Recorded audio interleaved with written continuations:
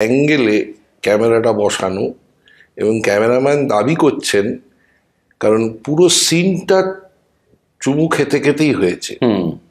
এবার তার মধ্যে আগের একটা শট নেওয়া হয়ে গেছে যেখানে শাড়িটা ছিল এখানে, যখন অন শট হয়েছে তখন শাড়িটা এখানে উঠে গিয়েছিল, ফলত ওইটা নামাতে নামাতে সতর্ক থাকতে হবে যে কতদূর পর্যন্ত নেমেছে।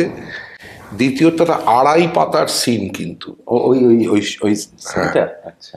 এবার ক্যামেরাম্যানের দাবি হচ্ছে ওরকম একটা অড অ্যাঙ্গেল থেকে 105 লেন্স লাগিয়ে, যে যার যখন সংলাপ থাকবে মুখটা যেন ক্যামেরার দিকে থাকে, এই সবটা নিয়ে